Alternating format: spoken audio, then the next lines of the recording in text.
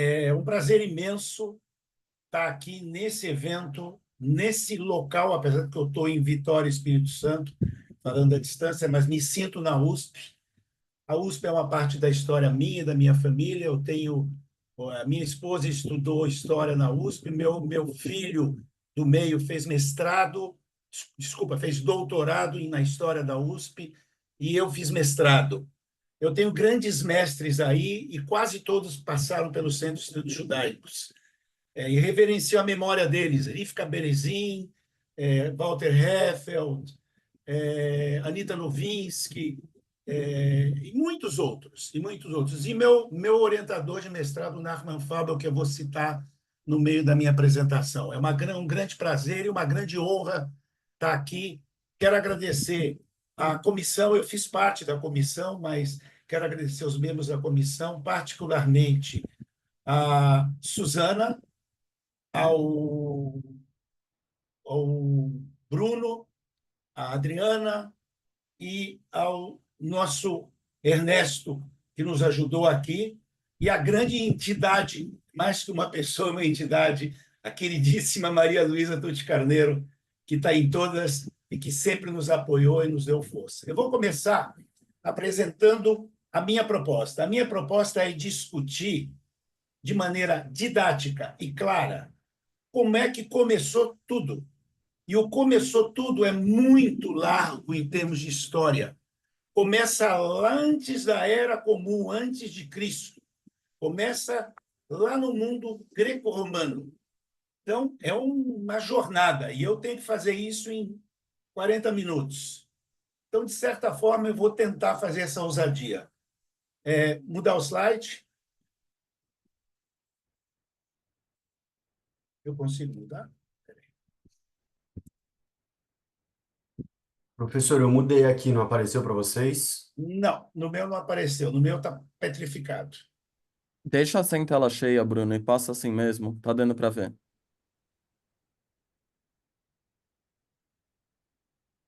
Faço eu o share. Agora, Bom, isso é a proposta, tá? Então, começa no mundo greco-romano, pagão, o cristianismo se apropria, e o cristianismo, em função de uma concorrência pelo monopólio dos bens de salvação, eu explicarei adiante, isso é um termo antropológico, sociológico, tá? Começa a concorrer com o judaísmo e se coloca numa situação de crítico e, às vezes, crítico violento do judaísmo. E aqui se reconstrói o antijudaísmo pagão. E vou fazer uma breve análise com algumas imagens didáticas do que são os grandes mitos medievais, para que a gente possa entender eles. Trata-se de um processo de longa duração, coisas que duram cerca de 1.500, 2.000 anos, e que aparecem na contemporaneidade e se transformam e se reformam, mas têm uma mesma base, o mesmo ponto de partida. Mudar slide.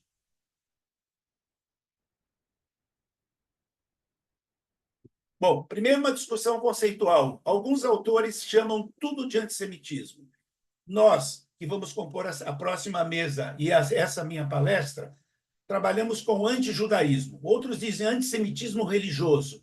Nós preferimos antijudaísmo. É um termo, tá? E existem polêmicas, mas para nós o antissemitismo está conectado ao racismo do século XIX, tem teses que vão servir ao nazismo, a superioridade racial que o nazismo apregoava na sua teoria racial, e a ultradireita atual, inclusive aquelas questões que aparecem até nos Estados Unidos hoje nas eleições. Nós entendemos que o começo de tudo os judeus são diferentes. Há uma diversidade cultural e religiosa do judaísmo em relação às outras culturas, civilizações e religiões. Então, o nosso ponto de partida teórico é identidade e diferença. Tá? A identidade judaica gera uma diferença e o início do preconceito. Slide.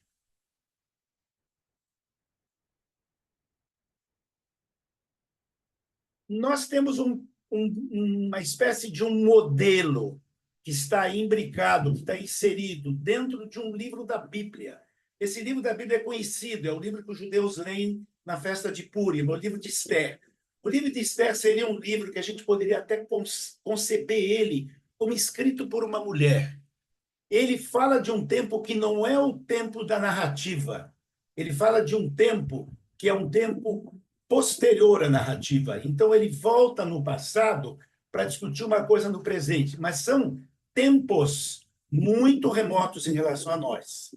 O livro de Esther fala do Império Persa, que seria entre 500 e 300, mais ou menos antes da Era Comum, e ele, na verdade, está vendo uma problemática que vai se universalizar na história judaica, vai se manter através da história, que é os judeus, sendo diferentes, chamam a atenção, incomodam.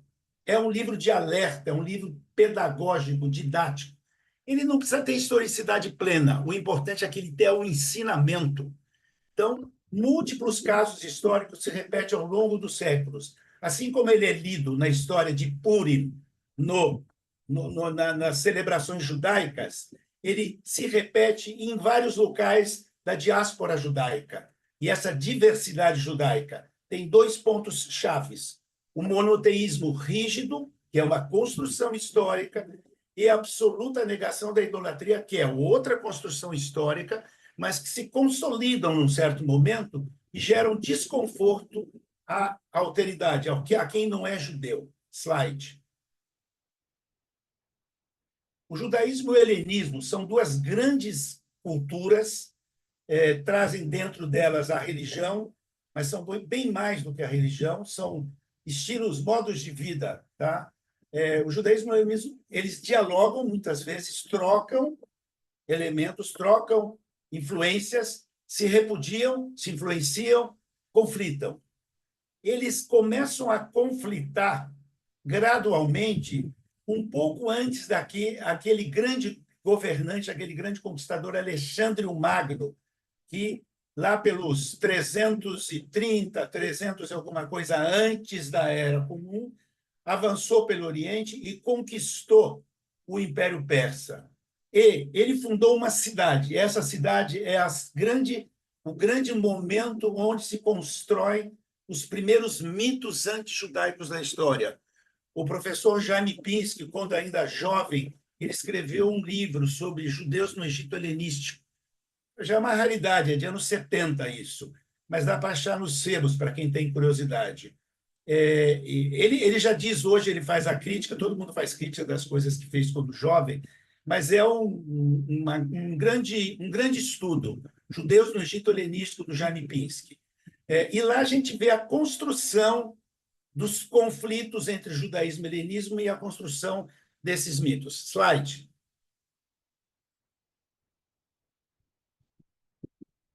No mapa, vocês podem ver, eu não posso passar o mouse porque eu não estou visualizando para vocês, mas tem Egito, Alexandria, está bem no delta do Nilo, tá?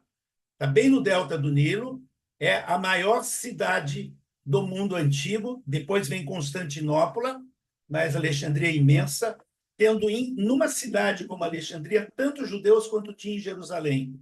Em Israel havia 2.500.000 judeus e no Egito 1.500.000, a maioria absoluta em Alexandria. Ou seja, eles são um terço da população, o outro terço são de origem grega ou helenizada e o outro terço são egípcios, aculturados ao helenismo. E ali vai começar a se gerir gradualmente uma série de preconceitos por causa da diferença judaica. Slide.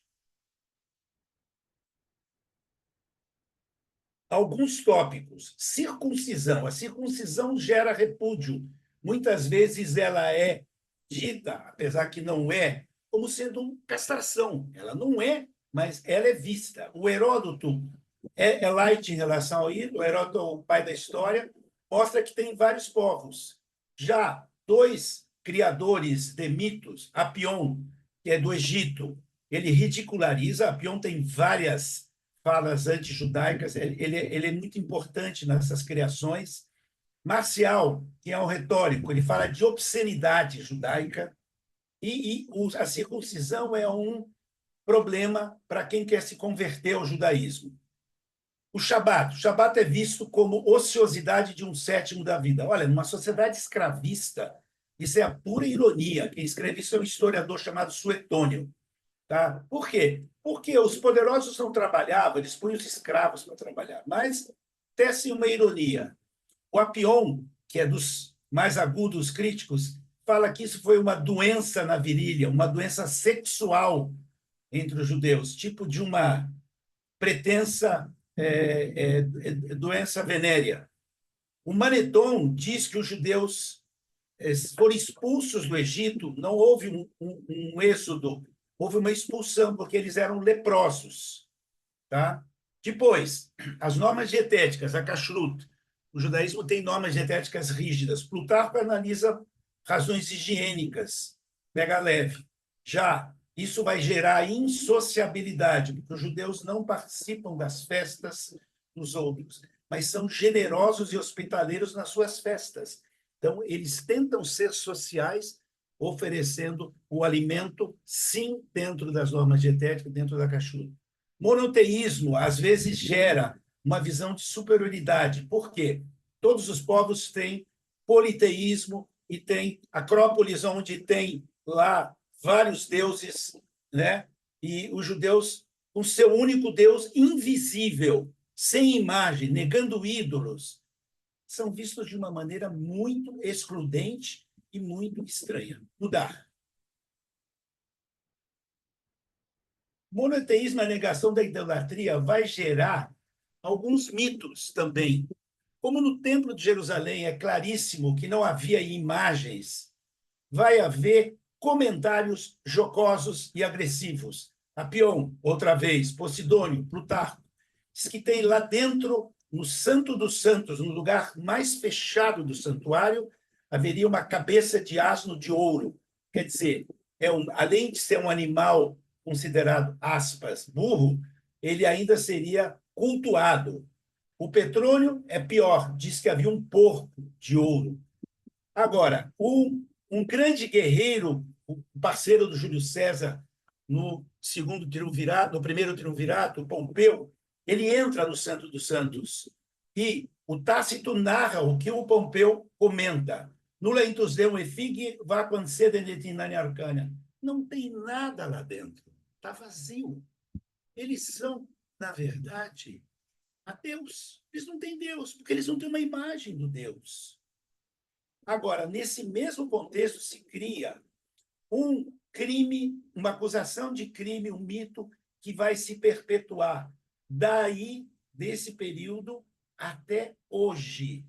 O assassinato ritual. A ideia de que os judeus faziam sacrifícios humanos com usos distintos do sangue, lá no Templo de Jerusalém, uma vez por ano. Apion relata que Antíoco IV, aquele da Guerra dos Macabeus, de Hanukkah, que ele foi o que denunciou isso. Demócrito diz que não, é só de 7 em 7 anos. Agora, o mais engraçado é a longa duração disso, porque a acusação é feita no mundo helenístico aos judeus. Já quando Roma persegue os cristãos, essa acusação é feita aos cristãos que nas catacumbas lá de Roma sacrificavam seres humanos. Mas quando os cristãos se aproximam do Império Romano, eles devolvem o preconceito aos judeus. Não é só longa duração, ela tem um bumerangue que vai e que vem, que vai e que vem. Slide, por favor. O que os historiadores percebem e analisam é um processo de longa duração. Um famoso professor francês de história que esteve na USP, que tem muita importância na criação do departamento de história da USP, que é o Ferdinand Braudel, ele desenvolveu um conceito historiográfico em que ele explica que há algumas continuidades que às vezes mudam, tá? Essas mensagenzinhas depois eu estou entrando para mim. Algumas continuidades, às vezes elas mudam, às vezes elas se adaptam, mas reaparecem. Os mitos antijudaicos, essa é a minha tese, e há quem compartilhe comigo, eles têm essa característica meio de bumerangue. Eles aparecem, somem e voltam. Às vezes, com um revestimento novo, com uma capa diferente, travestidos, eu diria até, sem ironia, né? Mas travestidos de cientificidade e modernidade. Então, vai se dizer coisas dos judeus que se falava no mundo antigo, se falava no medieval e se fala agora, tá? Matar criancinha, por exemplo, a gente ouve de novo. E matar criancinha, pegar sangue de criancinha, sacrificar, é um elemento que bate e volta, tá? Longa duração acontecendo. Mude, por favor. Agora, há várias acusações, existe uma enciclopédia que analisa e vê as diversas falas no mundo helenístico já. Impiedade, acebeia, ateísmo, ateotes, insociabilidade, amixia, e a maior e mais poderosa, inimigos do gênero humano, misantropia. Agora, entre si honestos, com os outros mantêm hostilidade de inimigos. Adversus omnes hostili odium. Ou seja, solidariedade interna e misantropia em relação ao gênero humano. E aí começa a se construir um conceito de malignidade judaica. Esse conceito de malignidade judaica ele é usado religiosa e politicamente para múltiplos fins. E nós vamos ver como vai se apropriar dessa questão do mundo helenístico, o mundo cristão. Slide, por favor.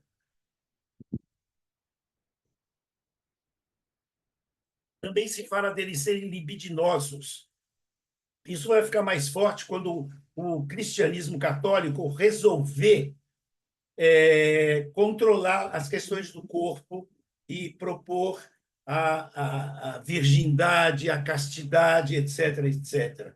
E os judeus veem a conjugalidade e ter muitos filhos como uma bênção. Então, a sexualidade conjugal é bem vista. Então, libidinosos vai se associar aos judeus. Novamente, odium humani generis, que é a misantropia se repetindo. E as coisas, às vezes, vão dos judeus para os cristãos, dos cristãos de volta para os judeus.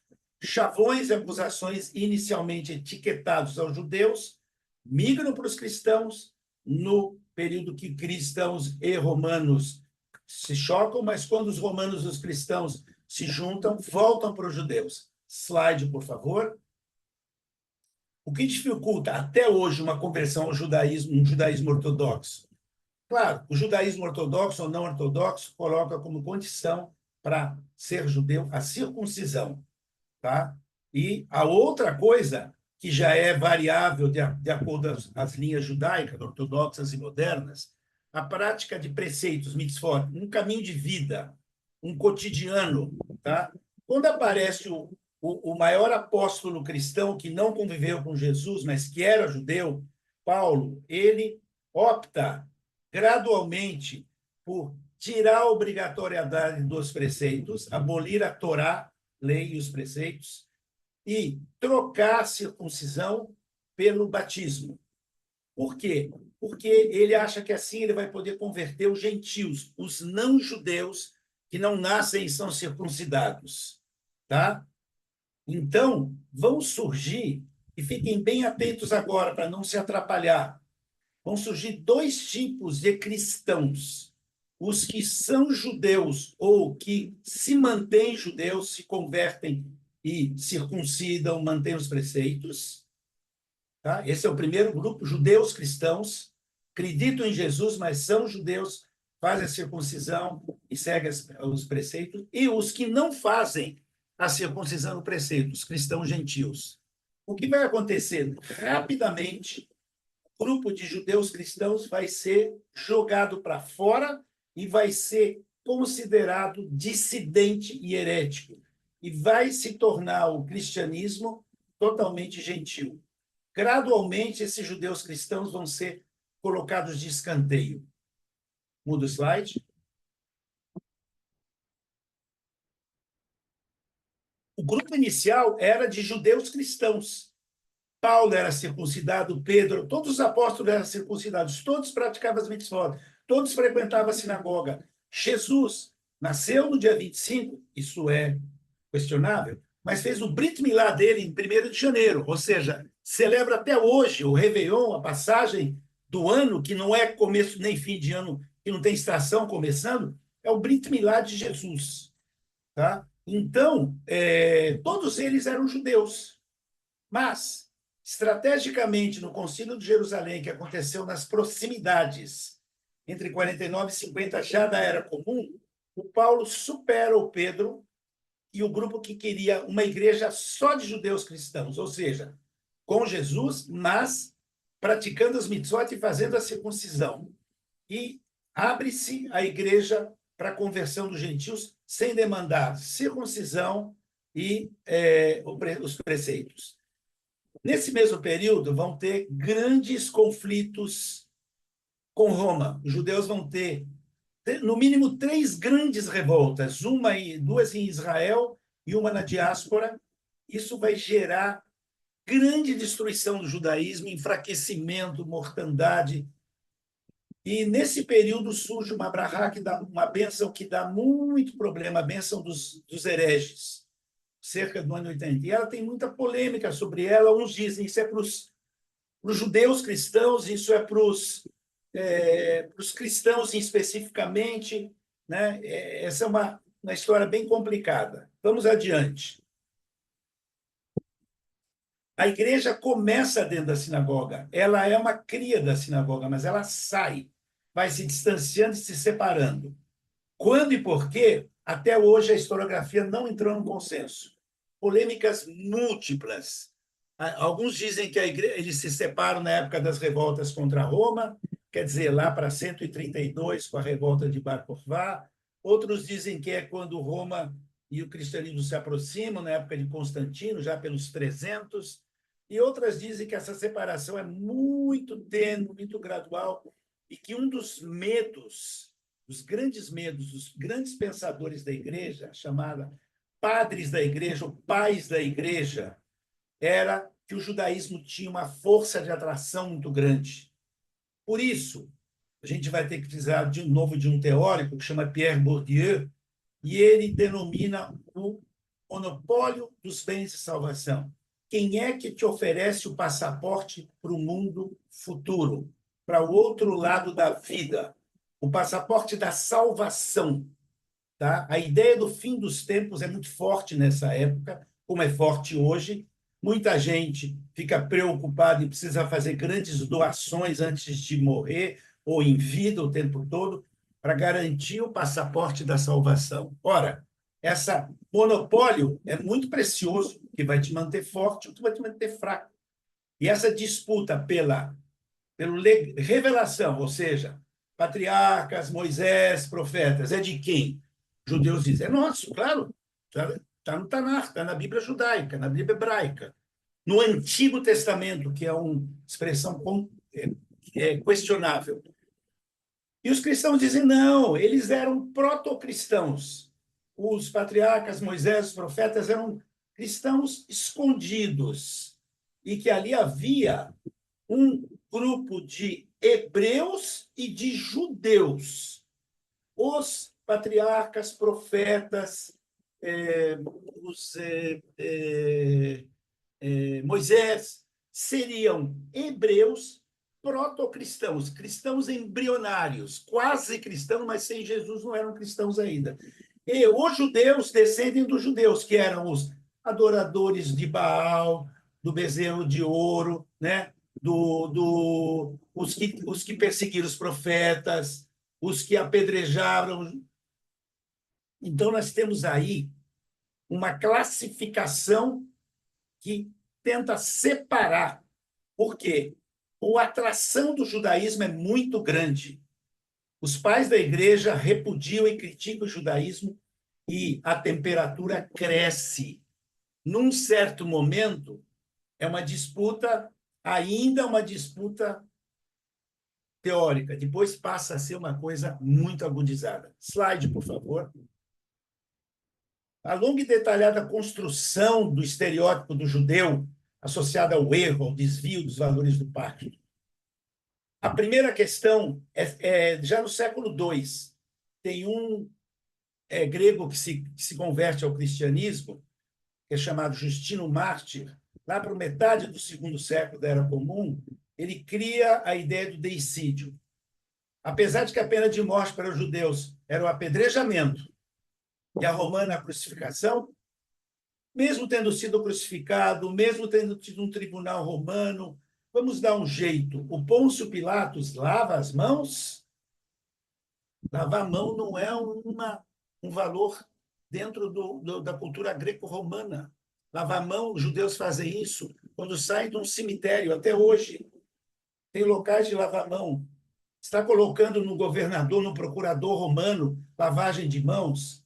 Aí tem uma montagem, um primeiro fake news. Pois tem outros nesse contexto, tá? Aquele de associar todos os judeus a Judas e não aos apóstolos. Quer dizer, todos os apóstolos eram judeus e tinha um dissidente lá, bom, os judeus descendem desse. E assim vai. Tem uma grande criação. Então, assimilam essa acusação e perpetuam ela, sem se importar com essas pequenas análises. Slides, por favor. A lenta e gradual associação dos judeus com a malignidade e o diabo. Melhor exemplo, mais agudo. Então, vou pegar o mais agudo, porque ele não tem menos, tem mais tênues. A letra está pequenininha e eu vou ler para vocês. É um pedaço de um artigo meu.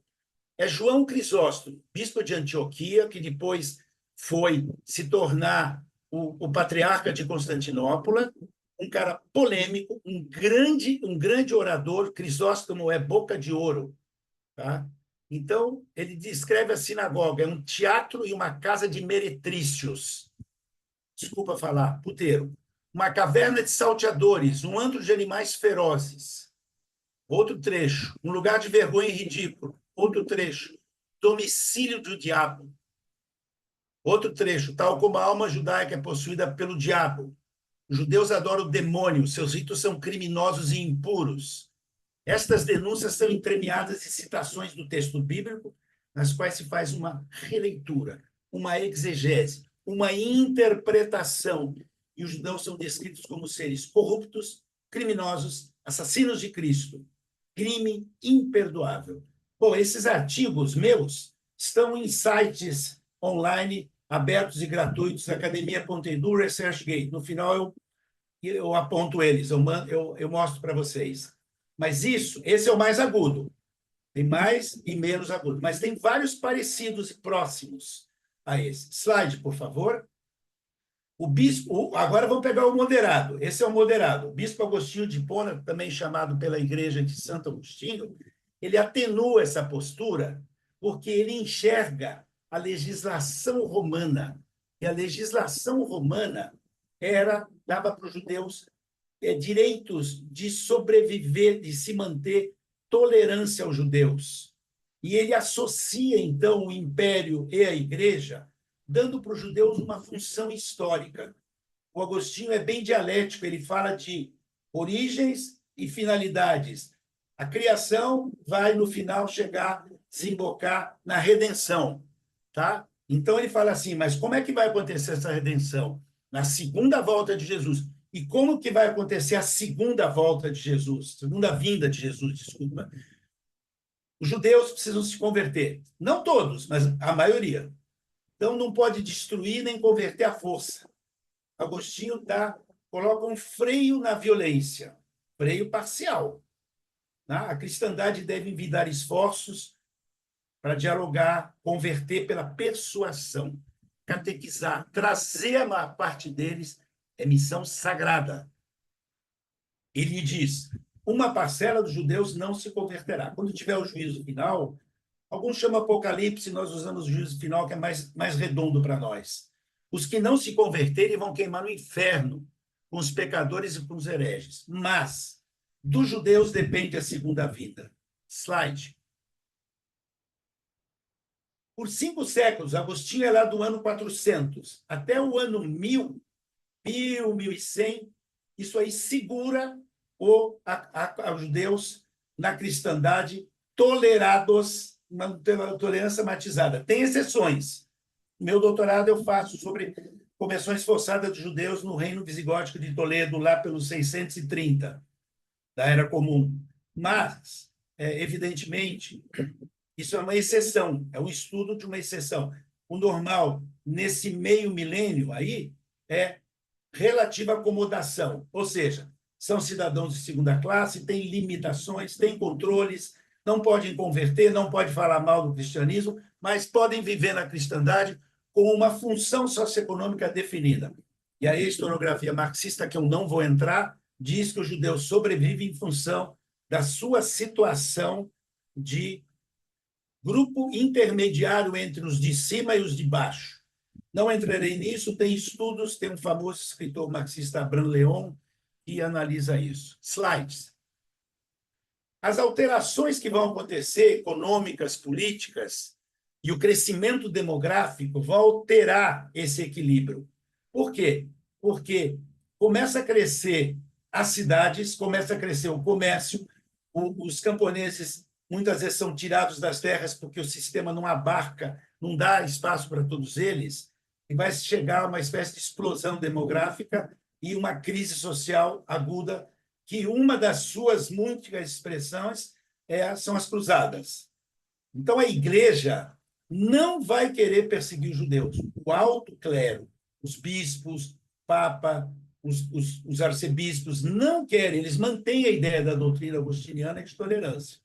Mas, embaixo da pirâmide tem o baixo clero, iletrados, incultos e fundamentalistas. Eles pegam os marginalizados e criam cruzadas populares que começam a atacar as comunidades judaicas, primeiramente em França e no Império Germânico.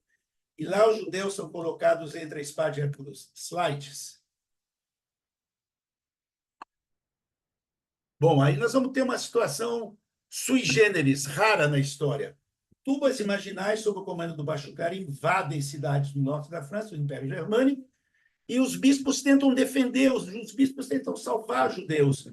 Os judeus, quando veem que não tem muita escolha, que eles vão ser mortos, os seus filhos e mulheres vão ser convertidos à força, eles optam por fazer o sacrifício ritual. Eles imolam suas famílias e se matam também para não serem convertidos à força. É um fenômeno complexo, foi estudado pelo meu grande mestre, meu grande professor, Nachman Fauber, orientador de mestrado, e aqui eu faço honra dele. Esse livro é muito interessante, também pode ser comprado pela internet. Tem uma base nisso, a ideia do Ezequiel 37, que fala que no final dos tempos os justos vão sair dos seus túmulos, vão se reerguer, vão reencarnar e migrarão para Jerusalém. Ou seja, nessa crença se fundamenta uma situação muito, muito complicada de Kiddush Haim e Kiddush Hashem, santificação da vida e santificação do nome de Deus. Entre a vida e Deus, eu prefiro, nesse caso, me sacrificar e honrar a Deus para me salvar depois. Slide. Agora, essa mortandade não vai cessar. Os papas tiram bulas dizendo, tentando defender os judeus e proteger os judeus. Os papas não têm, eles não pregaram isso, eles pregaram conversão, mas não violência. Mas é um século de conversões forçadas e martírio. E o pior, na Península Ibérica, os muçulmanos também ficam fundamentalistas e vêm os almohades, almorávidas, e aí são períodos que querem converter os judeus no mundo muçulmano, no mundo cristão. É terrível. Mas voltando ao cristão, nesse mesmo século aparece o mito do crime ritual. Remake. A gente já viu isso lá, a Pion já viu lá no mundo helenístico. Tá? Crianças e adultos cristãos desaparecem. Ora, isso é muito comum numa sociedade medieval, que não tem governo central, que não tem polícia, morrem num bosque, mortos por um animal selvagem, e não aparece. Bom, cadê eles? Judeus sequestraram, usaram o sangue deles para fazer rituais macabros. E a grande narrativa é que, na época da Páscoa judaica, no Pêssar, usavam para fabricar pães ázimos. Os papas negaram isso, disseram que, pelas normas da Kashrut, da dietética judaica, os judeus não podiam comer sangue sob nenhuma forma, que o sangue é estipado, é tirado, os animais abatidos são sangrados, salgados. Não pode ser. Mas o mito se constrói. E esse mito vai chegar ao século XX. Slides. Crime ritual. Ele começa na Inglaterra, em Norwich, e uma vítima nunca encontrada foi canonizada, Guilherme de Norwich. Vira um santo. Tem uma crônica medieval, The Life and Passion of St. William of Norwich. Ela vai começar a criar mártires cristãos. Por quê? Porque os mártires eram judeus que se autoimolaram nas cruzadas. Agora precisa ter de volta o trono dos mártires dentro dos cristãos. Então, é uma necessidade, é uma demanda que o baixo clero não consegue conceber, que os judeus tenham os mártires e nós não tenhamos. Isso é complexo.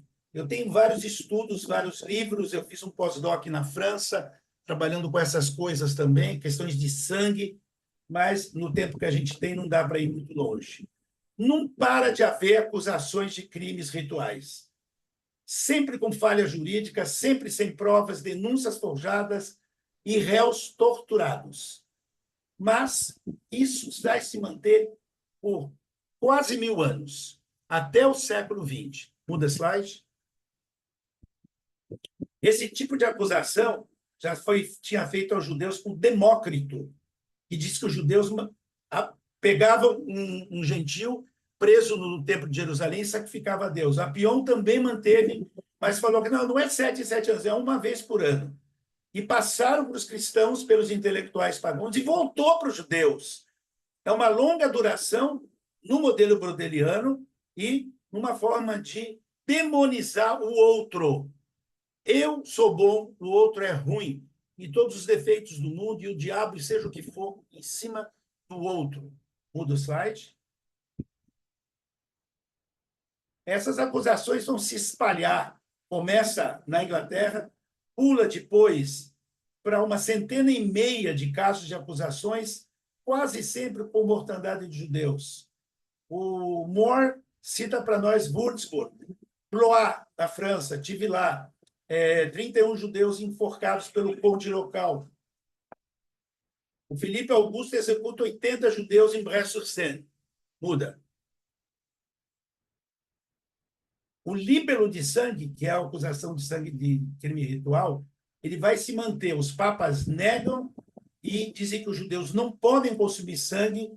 O Frederico II, que é um imperador muito cabeça, muito filosófico, estudioso, inimigo do papado, ele faz inquéritos de estudos. Isso é totalmente falso. Só que a última acusação oficial foi na virada do século XIX para o século XX, na Rússia czarista, chamado Caso Beilis, que foi retratado num filme, O Homem de Kiev, e num livro, O Bode Expiatório. E esse é um livro e um filme que saiu nos anos 60. Tá? Então, é uma longa duração. Isso aparece nas entrelinhas em outros crimes, outras acusações. Slides. Isso é uma imagem de crime ritual. Tem muitas. Essa é provavelmente de Simão de Trento. Trento é uma cidade entre a Itália e os países da antiga Iugoslávia, naquele canto próximo a Veneza. Esse Simão de Trento está aqui torturado por judeus, se sabe que são judeus pelas roupas, pelos símbolos que eles têm vários símbolos. Slide. Mito da profanação das hóstias. Há uma discussão, uma polêmica interna no cristianismo de que a hóstia é o corpo de Cristo ao pé da letra. É a doutrina da transubstanciação com substanciação. Assim, um que é simbólico e outro que é literal. A hóstia contém o corpo de Cristo, por isso não pode ser mordida. Ela tem que ser engolida, porque senão vai sangrar. Então, a ideia é de que, se você torturar uma hóstia, sai sangue de Jesus. Tá? Então, tem várias acusações de que os judeus conseguiam contrabandear hóstias, e aí as hóstias reagiam, voavam, gritavam. Então, tem uma pintura desse Paolo Uccello, na Igreja do Corpo do Senhor, em Urbino, na Itália, que são 6 peças. Eu vou apresentar apenas a primeira. Slide. Aqui é uma mulher cristã vendendo hóstias para um judeu. O judeu é o que está à esquerda, por trás do balcão, e a mulher cristã. São 6 pinturas, mas elas são difíceis de decodificar, que terminam com ele sendo morto e ela sendo morta, punidos, porque a hóstia os denuncia. Slide, por favor. Outras imagens. A maioria dessas imagens são do final do medievo. Eu trabalho com medievo e eu apresento elas. E se sabe que são judeus por causa da rodela amarela, que é uma marca infame em relação aos judeus. Muda os slides. Novamente, essa é uma típica de xilografuras alemãs do século XVI. Judeus espetando hóstias. Muda o slide. Outros mitos. O mito que os judeus e os leprosos se uniram e iriam envenenar os poços da cidade. Será usado sob a peste negra. Isso é, 40 anos antes da peste negra, se cria um mito que os judeus e os leprosos vão envenenar os poços da cidade. Tem a peste negra? Bom, déjà vu, nós sabemos. É um mito de longa duração. Os protocolos do Sábio de Sião, que ontem o professor Celso Laffer falou sobre eles, de 1908, é uma falsidade literária, um plágio, mas ele traz essa questão. Os sábios de Sião estão no cemitério de Praga, urdindo um domínio mundial dos judeus, envenenando os poços. O Henry Ford também fala disso. É uma longa duração, é um remake. Nós estamos vendo muitos remakes por aí. Pode mudar. Peste negra, queima de judeus. Pode mudar? Aqui as relações de judeus com o diabo. Metade de cima é um crime ritual. E embaixo, judeus mamando nas tetas de porcos, comendo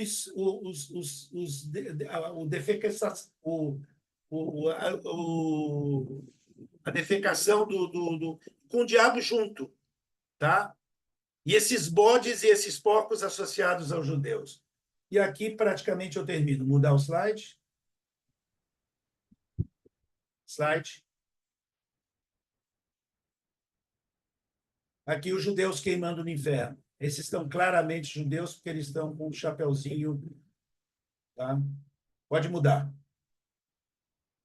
Então, eu tenho no researchgate.net o perfil Sérgio Feldman e no academia.edu.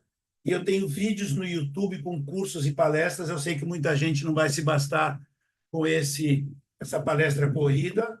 Né? Eu tenho a mesa que vai seguir, mas eu estou disponível sempre para dialogar.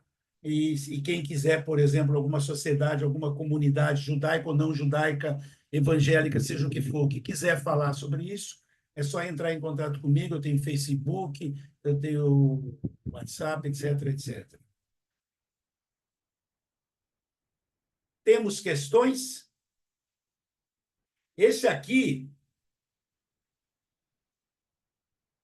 é um livro que eu lancei em 2022, no início do final do ano de 22, e vendi ele muito no dia do ano de 23. E ele trabalha com a parte que vai de Paulo até Agostinho. Tá?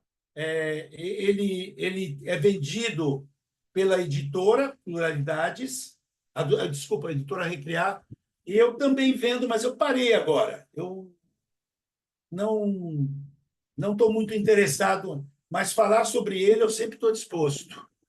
Tá? Eu estou aberto para questões. Comentários, críticas, o que mais seja.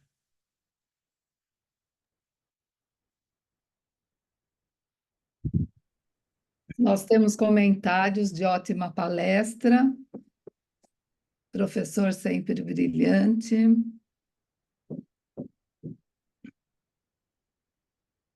Não temos questões, professor.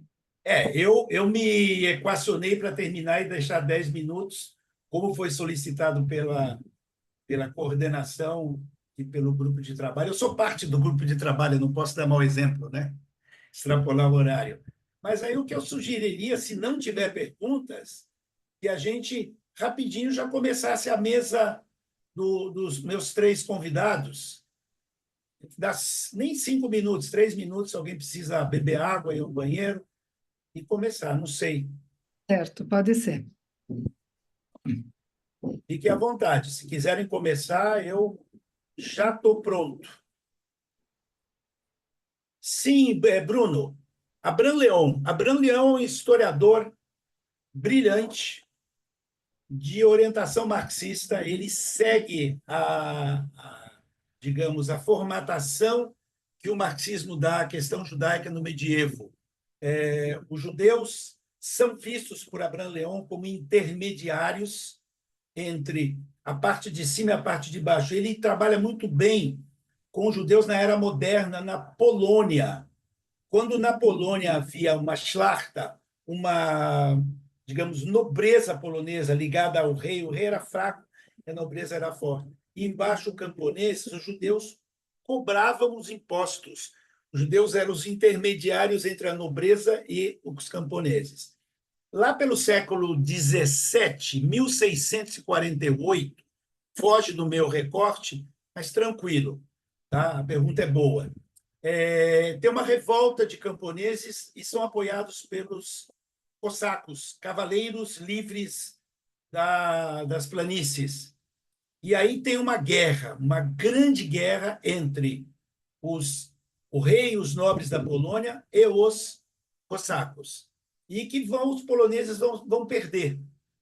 Cada lugar que entrava os cossacos, junto com os camponeses, tinha massacres dos judeus, massacres violentos. Então, caramba, por que isso? Porque havia algumas questões pendentes. Primeiro, a função deles. E nisso o Abraham Leon é acurado, é perfeito. Eu acho que tem uma precisão até. Mas o que ele deixa de dizer é que eles também viam eles como infiéis, como assassinos de Cristo. Tá? Anda junto com isso. Abraham Leon, para mim, infelizmente, esse cara morreu na Segunda Guerra Mundial, é um intelectual marxista brilhante. Eu tenho boas inserções com a historiografia marxista, mas eu acho que ele é falho em não focar nisso. Mas, Bruno, eu acho que ele merece ser lido e comentado. Tá? Historiografia marxista é interessante. Agora, ela se perde quando aparece um cara chamado Stalin e faz o que faz com os judeus e muitos outros, com os kulaks, com os judeus, com os trotskistas, com todo mundo. Né? E aí a historiografia marxista fica associada, acoplada àquele cara horroroso. O Daniele, o livro é vendido tanto na editora Recriar, quanto eu vendo também em particular. Eu estou com poucos exemplares, mas se houver muito interesse, eu dou um jeito. Sérgio, chegaram umas perguntas aqui, acho que dá Por para favor. juntar. Fala Uma, alto, por favor, que eu sou um pouco surdo. Sim. claro. Uma diz, professor, vejo o senhor falar em cristianismo, é da Andrea Barcelos. E ela pergunta, vejo o senhor falar em cristianismo, mas não seria mais adequado utilizar catolicismo romano, visto que o cristianismo protestante diverge quase que totalmente do mesmo? E aí essa é complementada pela do Mário Arruda, que pergunta, qual a influência do Martinho Lutero nessa questão da perseguição aos judeus? Ainda bem que Então, veio essa segunda, porque senão ia parecer que eu estou querendo pegar duro. O cristianismo católico é responsável, sem dúvida, pela construção dos mitos e a Inquisição, e o trabalho que eu sei que a Tucci logo aborda, mas que ontem também foi muito bem elaborado. Eu fiquei encantado com a apresentação do Celso Laffer, mas não é surpresa. Né? Até assim, senti que eu estava num sanduíche, porque eu tinha de um lado o brilhante Celso Laffer e à tarde tem a Malu Tucci, que eu admiro, sou amigo e me sinto, de certa forma, também um pouco discípulo. Né? Mas eu acho que eu tô bem no meu pedaço também. Mas o Lutero é francamente antissemita. O Lutero era um alucinado.